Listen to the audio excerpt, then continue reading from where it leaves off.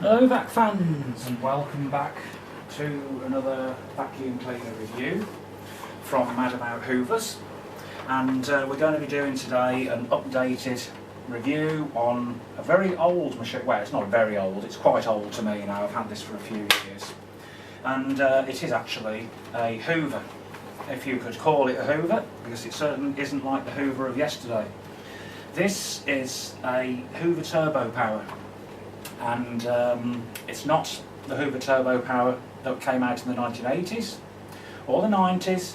This was from 2011, this was made, and I bought it in 2012. So this is about 5-6 years old now, this one.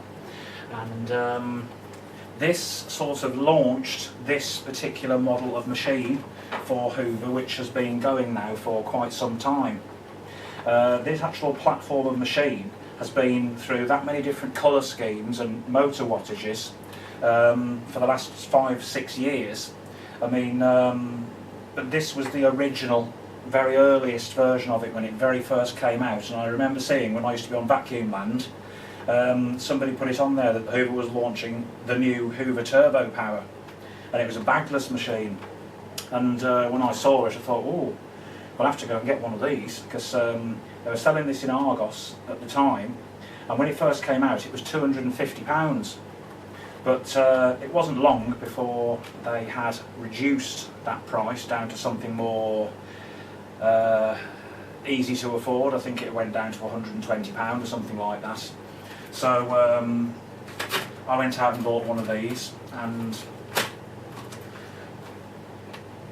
to be honest, it's actually not a bad cleaner at all. There are a couple of bad points about it, but I quite liked it, and I actually told my parents about it, and my father bought one of these for them, for my mother to use.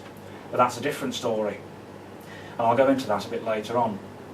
But this machine now, as I say, it doesn't get used very much now. It is part of the collection upstairs, and I've got other machines that I would rather use over this one. So it just sits up there looking pretty and not being used. So as a consequence, it's still in really good condition. When I think about what state my mother's is in now, it's absolutely atrocious the way she's knocked it about, and I thought, blimey. But theirs is still working after 5 years. Anyway, I did get a request coming in from one of the younger viewers again that they wanted me to do a review of this, but I was going to do one anyway, because that's why it was sat over there. When a machine's over there, usually it means I'm going to be reviewing it or demonstrating it or doing a big mess test in it, whatever I'm going to plan with it. But as this was what last reviewed in 2014, it was part of the old video set that I did 3 years ago, I am gradually getting round to re-updating those with sort of a more modern review, if you know what I mean.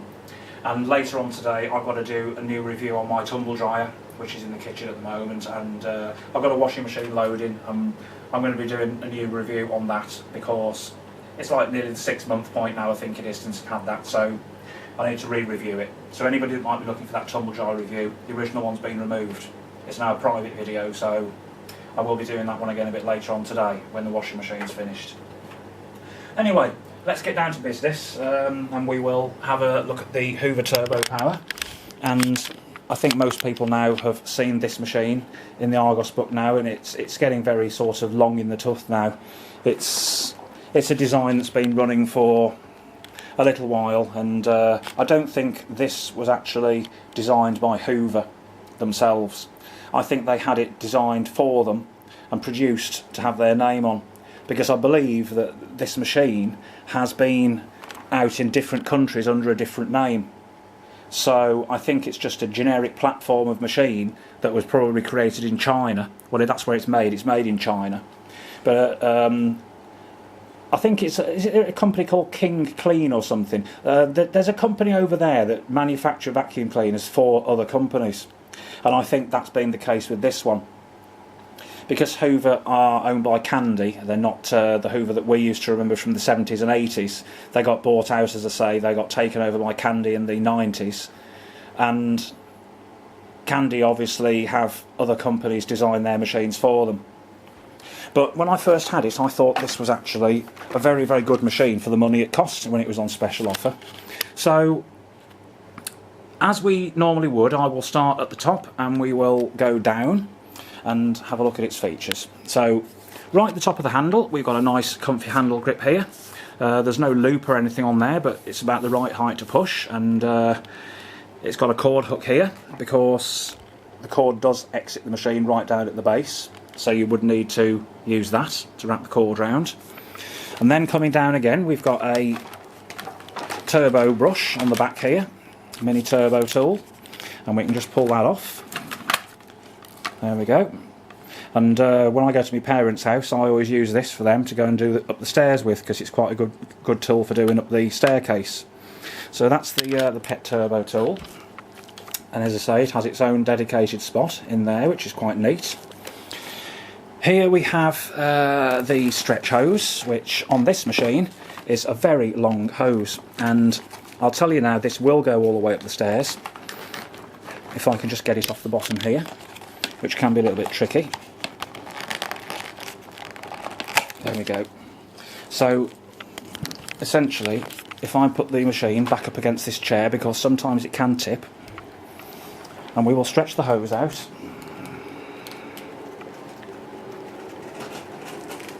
And you can see here, that goes virtually over to the other side of the room, right from the cleaner, which is right in front of that chair. So it's got a very long stretch hose, and that was one of its selling points. It's very much like the Pure Power. I mean, that's always had a nice long hose on for doing up the stairs. So if you did have one of these, you would not have problems getting the hose up the stairs. And we can just put the hose back over here, and trying to do it with one hand is a bit tricky again. Okay, and then push the hose back onto its stub down here. Right, so that's the stretch hose, very good hose. On the side we've got what they call the dusting brush, but it's not really much good as a dusting brush. It'll suffice, but it's quite coarse, those bristles there. It's more like a scrubbing brush, that one. I've seen these type on other machines, they're not wonderful. When you consider this was actually originally advertised at £250, that's a pretty poor dusting brush for that money. But again, the actual bristles come off, they slide off to make the upholstery tool. So that's that, and we will put that back on its little... It does tend to get knocked off sometimes, off of there, but at least it does store on the machine. Then we have the cable. I believe that this machine has probably got the longest cable of any of the machines I own. That's quite an accolade, really. I think this is actually a 12-metre cable on here. And one of the issues that we find with that, because it's such a long cable, and because those cord stowage hooks are so close together, that I actually have to run the cable over that part as well, because there's so much cable and it will not fit properly onto there. But I will take the cable off now. So, and we can use the quick release to pull this all off, but it takes ages to coil all this on. My mother hates that, and she just winds it round and throws it over the handle. She can't be bothered coiling it all up. But yeah, the cable is massive, really long reach.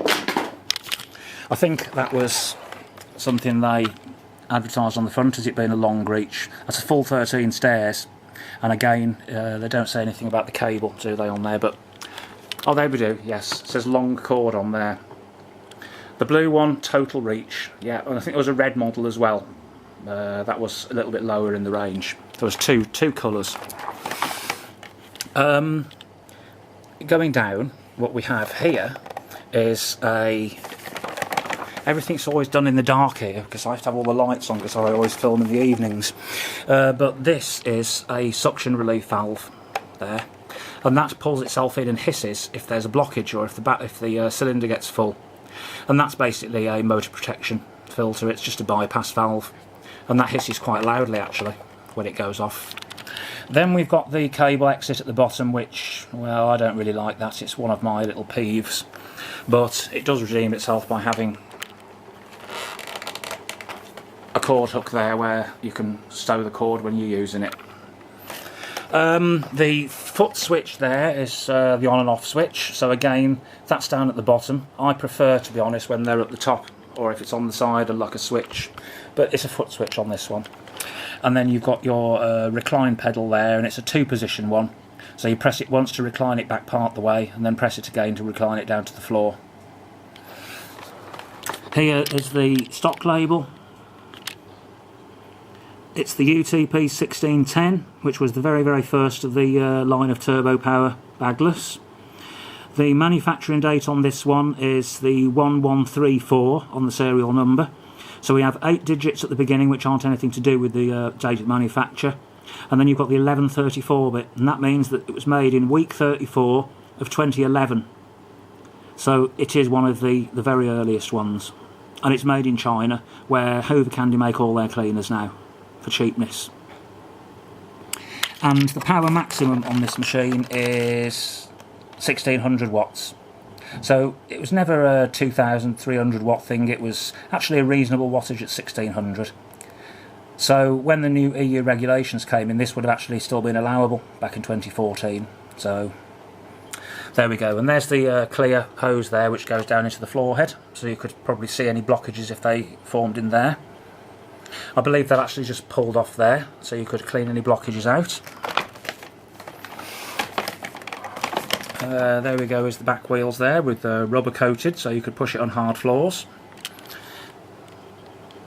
And there goes the cap.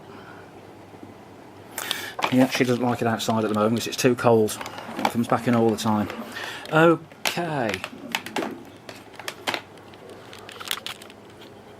What have we got then? This is the bin on the front. We can remove that. It is the fully multi-cyclonic separation system, and I'll tell you now that that does work very well in this machine. It's excellent. That top filter doesn't get that dirty in normal use. It is really good separation system, and that probably explains why Hoover are still using it now, because it's very successful. It's very hard for it to clog up inside there. I suppose it would if you really tried, but it keeps the filter very clean. And I should just take the top off. So, as with many machines like this, you would twist it anti-clockwise and then remove the top like so. And there's the inside. There's nothing inside there.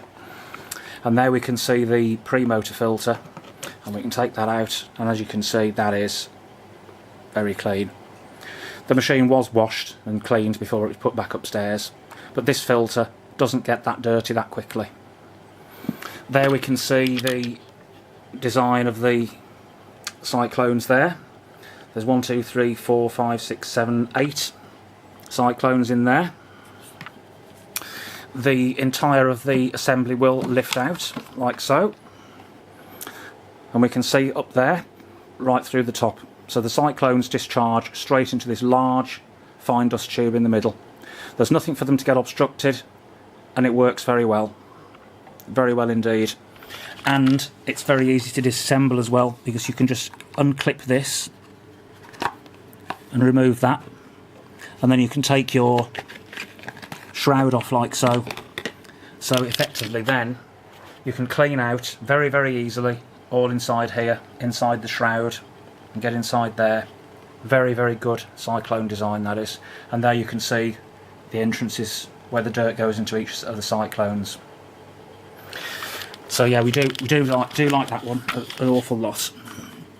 And again, we can just, don't know whether it goes in a specific way. Let's have a quick look.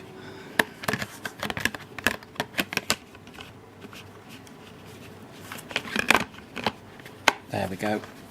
It goes in according to those lugs on the bottom there, and then we can match the lugs up again on here, and click that back in. And again, it's just using those locking lugs there. Right, so that then will slide back into the bin.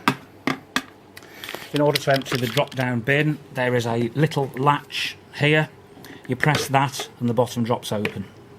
Okay, and there's the bin seal at the bottom. Right, Now, to put that back in, we would look for the little tiny lugs there. You can just see those triangular, one there and one there, and those engage with that cutout and that cutout. So we're going to put those back in now, and then the other cutout slides in at the front. So that's the correct way. Put our filter back in, and I would probably wash that once every few months. Really, it's not one of these filters that gets terribly dirty very quickly. Put that back on, and again I need two hands to do that, just to click it round, and we just do it until the arrows align with the padlock symbol. Okay, so that's the bin. Underneath the bin we have the post motor filter housing. That is easy to remove by grabbing hold, anti-clockwise again, lift that off, and there we can see the post motor exhaust HEPA filter, and that's a pretty good filter as well, and it has got a rubber seal all around the bottom in their attempt to try and make it a sealed system. I think that's washable. I've never actually washed it, so put that back in and click it back round. Right, and now I'll put the cylinder back on, like so. On the bottom here we have the height position selector. It's a standard one which has got several different settings on. The machine did come with a wood and laminate tool, which I don't know where that's gone now, because I've never used it. I think it's upstairs in one of the boxes somewhere, but effectively that fits on one of the extension tubes, which is just on the side here. So what you've got is a long scabbard tool with the crevice tool inside, like so, and that wooden laminate tool would have fitted on the bottom here, and then you'd have used it with the hose. Okay, that fits back on there, and then we'll just have a look underneath.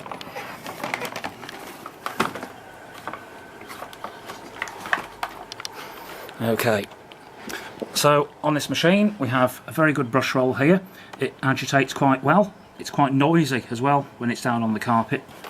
It's got rather, well, they're softish to stiff, it's medium type of bristle on there, and they're set onto these rows of sort of, oh, I don't know, what do they call them, like miniature beta bar things here, which hold the bristles.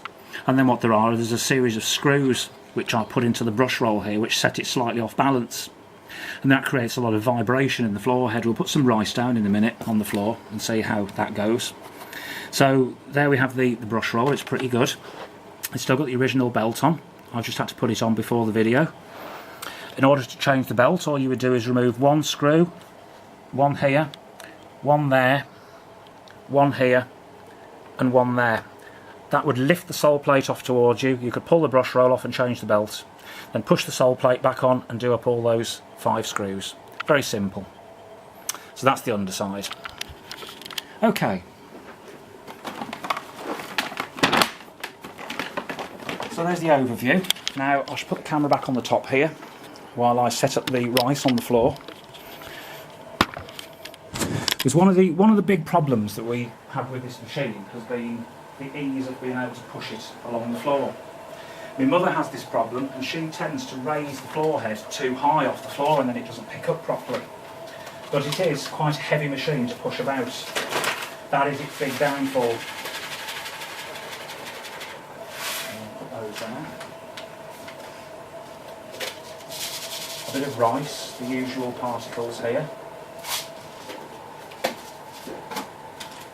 And a bit of couscous as well. Right, I'm going to have to get some more of this. Okay.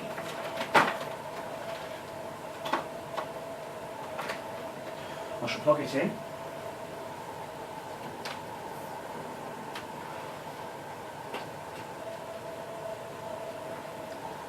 Right, so we just turn it on so you can see it working.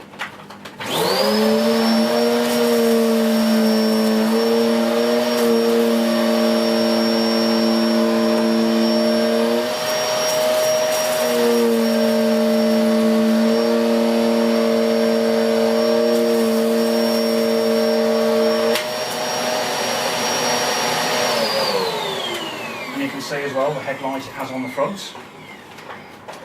So we're going to just do the filming of the particles to see if it does have any aggressive agitation.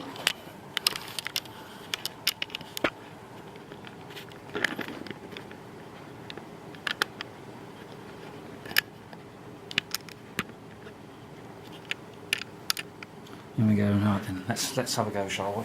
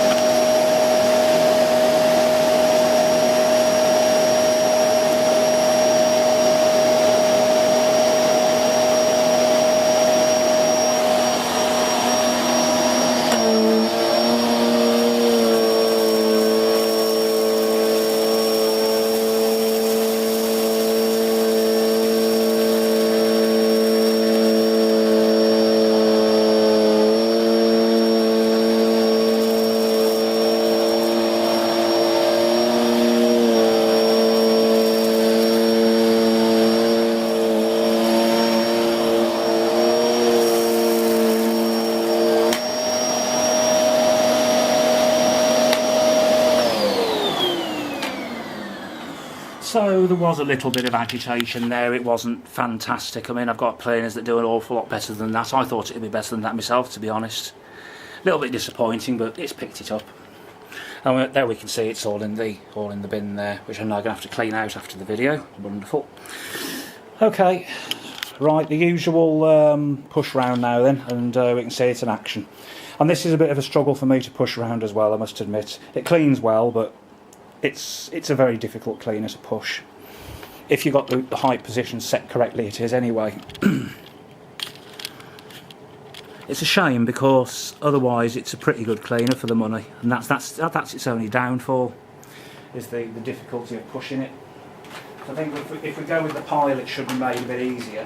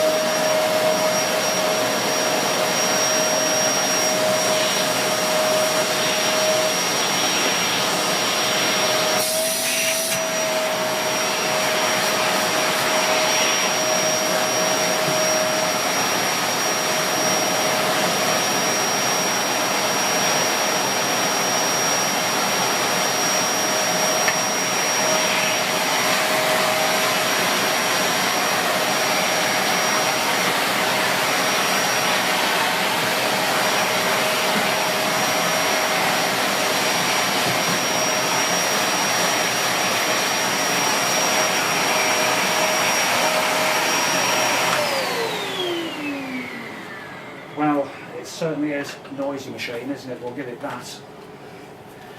Yeah. Not very great, that dusting brush, I must admit.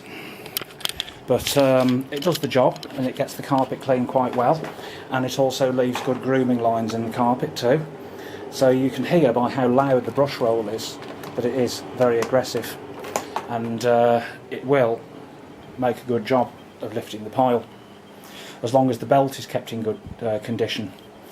But you know, apart from it being a little bit difficult to push, I mean, I get on all right with it. But for my mother, she struggles, and she'd rather use a cheap quality Vax than this.